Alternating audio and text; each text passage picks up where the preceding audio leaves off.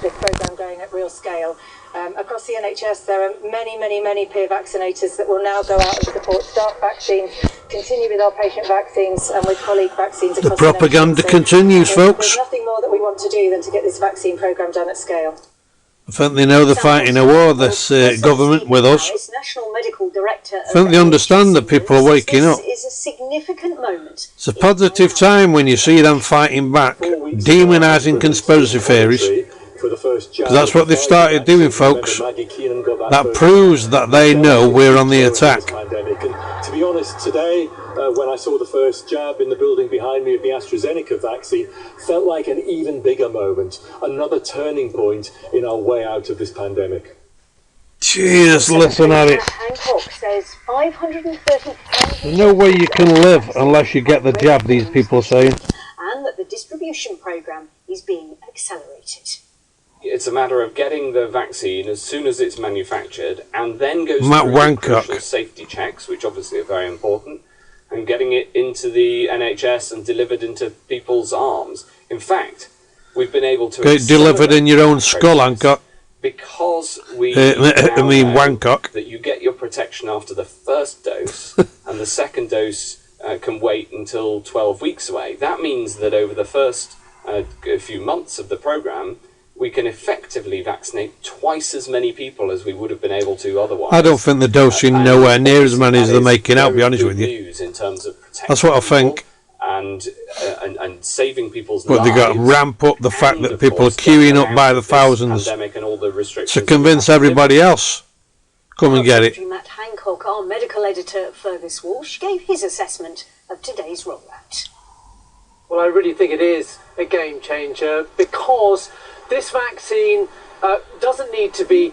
And he's only saying that because he's getting paid to say it. Stored in a fridge, transported in a fridge, and that makes it vital not only for the UK but indeed globally, because this is really the first global COVID vaccine.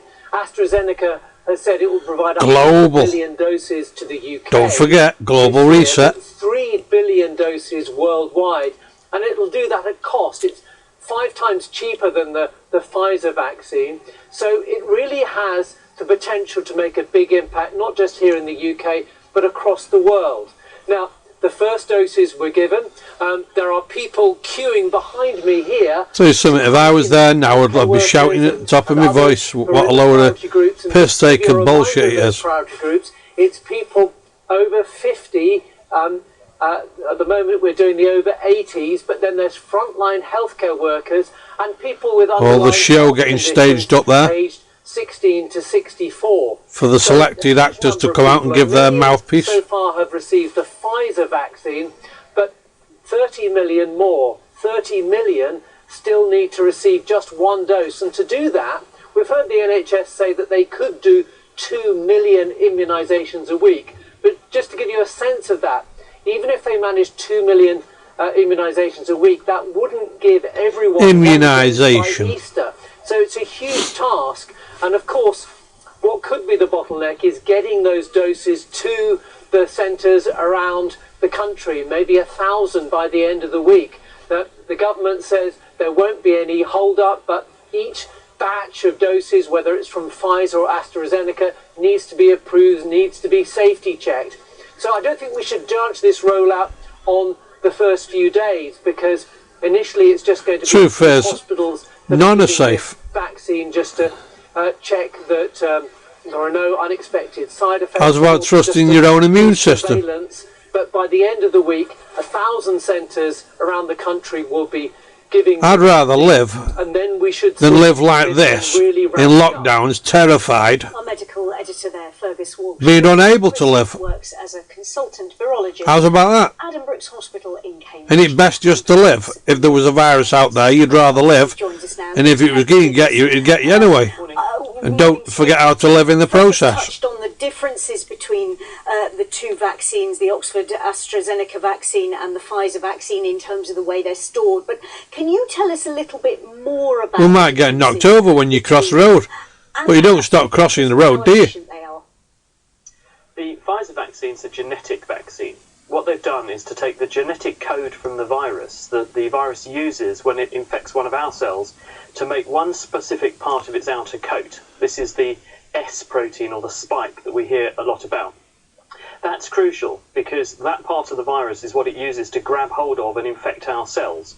So if you provoke an immune response against that, then you stop the virus in its tracks. So by wrapping up gene up in an oily bag, which is what Pfizer have done, and then injecting it into the body, you basically get cells at the site of the injection to pick up those particles, unwrap them, read the genetic code as though the coronavirus were in those cells for real, and then make that part of the virus. There's a lot of things I could be saying now what's on my mind, but it's cost the termination of this video. Virus in them, and virus that might go floating around the bloodstream, you make antibodies against that.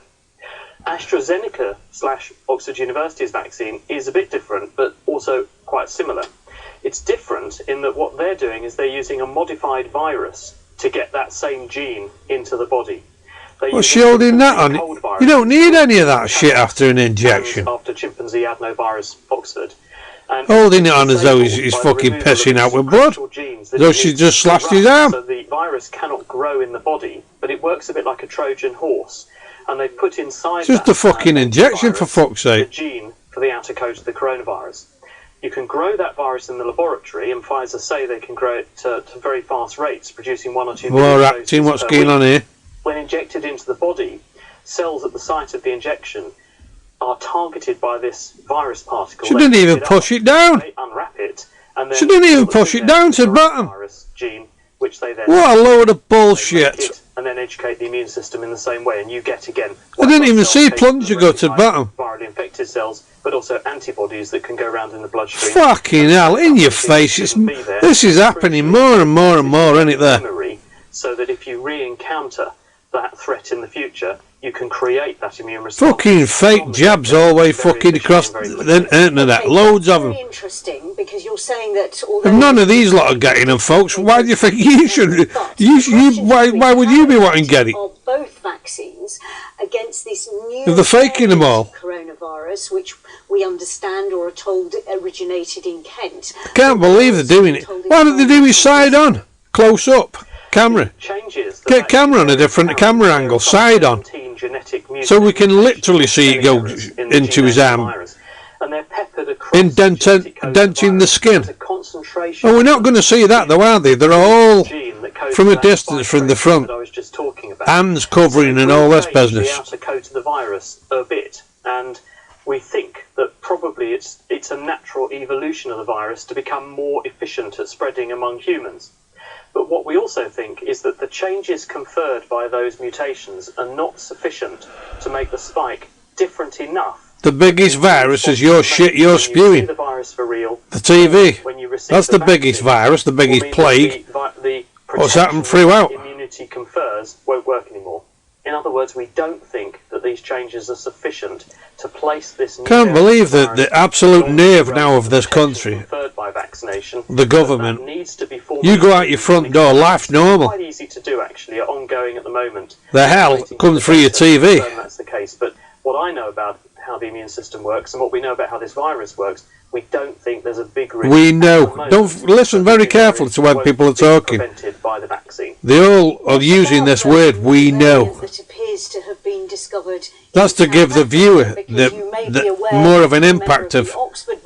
It's definitely, it's a definite.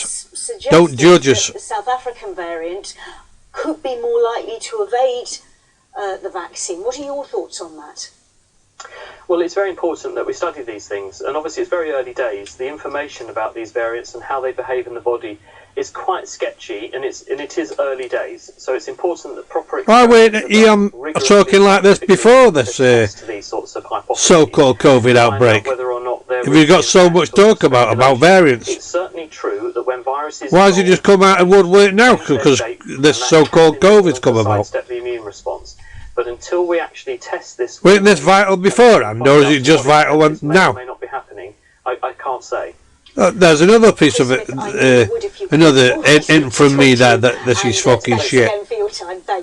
Pleasure. Thanks. He should have had his own TV fucking show talking about it. Unions and some councils asking the government to keep them closed to limit the spread of the new variant of COVID-19. Ministers insist any move to online learning should be a last resort. Well, Sian Elliott is the Women's Equality Officer at the Trades Union Congress. The TUC are calling for all employers to offer furlough to all parents affected by school closures. Welcome to you. Thanks for joining us on BBC News. Tell me a little bit more about why you think parents should be eligible for the furlough scheme. Well, parents are eligible for the furlough scheme, and they have been since April. The job retention scheme allows bosses to furlough parents who can't work due to a lack of childcare. And if your child is at home because they can't go to school... I've heard people that some schools are fighting back and going to some unions or something. Something to do with certain schools being closed around London area and other areas to try and send all the kids to school against something to do with Sage warnings. Eligible for the furlough scheme. I know you're talking particularly and then Sage is saying no, don't send them school. I think 10 million and Johnson's saying send them. It's a conflict of interest going on. Employees are on that scheme because of childcare commitments at the moment. We don't have that precise figure, but we know that during the last lockdown there was a high number of particularly working mums had to be furloughed in order to balance work and care. So those that can do that at home and perhaps work more flexibly, that may be another option. But particularly those parents... This is what it's going to lead to at the end of this if he carries on, folks, if people don't wake up. Indefinite furlough.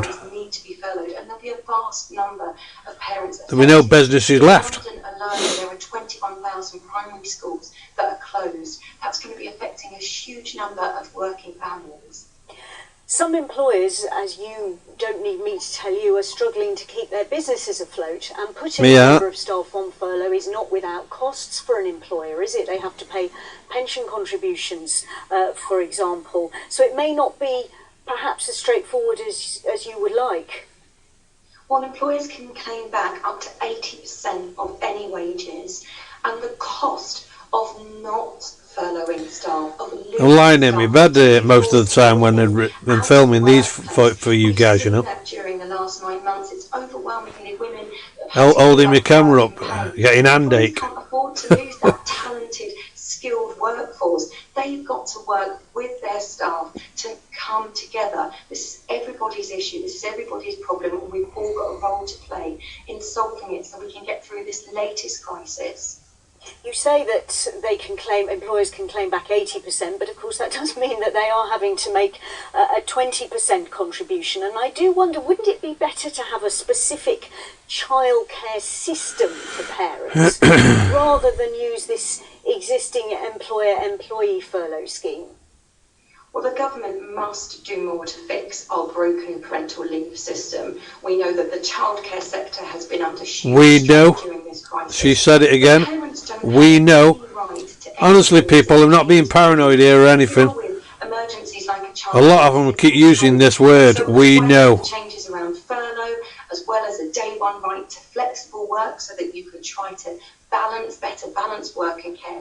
We're calling for big changes to the parental leave system. We've got one of the least generous parental leave systems. Use words specially for reasons. And when you start pinging out at you constantly being said, you know they've thought about why they must say it. For more to be done, it's not just about the furlough scheme, but that is a lifeline that parents and employers... Believe us, believe no other, because we know. Thanks so much for joining us here on BBC News. The Prime Minister is under pressure to impose tougher coronavirus restrictions across the country. Yeah. Coronavirus cases and we saw it coming. Soaring. The Labour leader, Keir Starmer, has called for a national lockdown. We probably saw it coming before Johnson thought of it. Health Secretary Matt Hancock says the current restrictions are not working. Our political correspondent, Nick... starting to see the signs, are they? People are out and about, not giving a fuck. Are coming in England. It's a question of what they look like. So a couple of things that we know the government are looking at. They are. We know. You just said it again. Are still in tier 3. Are you with me now, guys? The population in England, moving them into tier 4. That may happen at some point. There's also the possibility that more schools will be kept closed over the next few weeks. There's a process whereby local authorities can apply to central government for that to happen, and we know that the government is considering those applications. We heard from the Health Secretary, Matt Hancock, this morning that the tier system that was brought in at the end of the lockdown in England, so that's back at the start of December, that wasn't strong enough. That's why tier 4 was brought in. But it does seem pretty clear that more people are going to end up in that top tier of restrictions. Have listened to the Health Secretary. In some of the tier 3 areas, cases are rising sharply. So the non-rising Wancock. More action, as the Prime Minister said, is going to be needed. And it's also about how we all behave. You know, if the vaccine rollout is... God, the cheek of the guy. There is now a national effort. It's all about how we all behave. Vaccine rollout. There you are, folks. So some emphasis there on individuals taking the rules. You just Hancock's and as well. Johnson's the question that many people are asking children now. The government is prepared to go far enough, and the Labour Party is saying we must start behaving, doing as is told like little kids. Just make the decision and get on with it. So can you believe your government belittling the whole population like that? The cheek of it. Today, what's less clear from the Labour Party is what they want to happen with schools. They have said that they don't necessarily want all schools to shut. Mind you, half of you are fucking acting like kids anyway. Some will. Have a listen to Labour's doing as you're told. Minister, strapping that mask on entry to a shop, pulling it off as soon as you get outside doors. Full of logic, that, innit? But what we do think, indeed what the Prime Minister admitted yesterday on the MAR programme, is that sadly more closures are inevitable, and that's because the government hasn't got a grip of the virus. Sadly, they don't give a shit. There's no sadness in it, because it's all the script. It's all part of the plan. No sadness in it, you don't give a shit. In England, looks like they're coming in Scotland today as well. The Scottish... They know there's more closures, because that's part of the script. What they look like, but my understanding is we could well they're going to be ramping it up. We know they're going to be ramping it up, because they aren't going to stop until they get their goal. Enforcement more akin to what we saw back in March. So the only people who will stop this is humanity themselves by saying no, and we've had enough. Today marks the first full working day with the UK outside the European Union. Negotiators came up with a deal which will allow tariff-free trading, but additional paperwork is expected to cause delays at borders and customs hold-ups just in the early days. Well, it's also the first day of trading, so how are the markets reacting to the UK having left the EU? Let's speak to our business correspondent, Darshini David. How's it looking? Morning, Rebecca. Well, do you remember when you put the X on that vote? Good news, because take a look at this. The FTSE 100 for Brexit, index leading shares come out of EU. Up by almost 3%. In fact, I don't even remember seeing more than 3%. And of course, Brexit deal. The word putting X here. Those are the kind of shares that our pension funds invest in. So it's good news for our longer-term savings. And if you look there as well, what you can see is that the London markets are doing substantially better than those across Europe. But the mood is one more of relief and hope. Hope because, of course, all those traders in the city are also watching those pictures of the rollout of the Oxford AstraZeneca vaccine and that getting underway.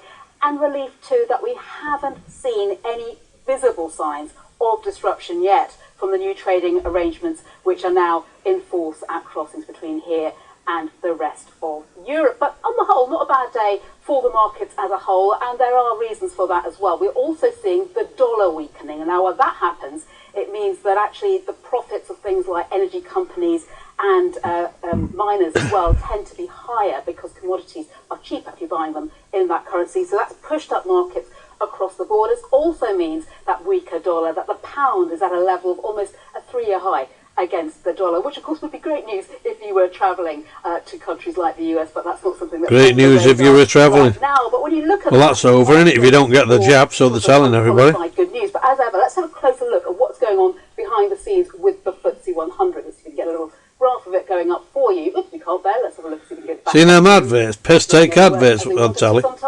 Jab and go.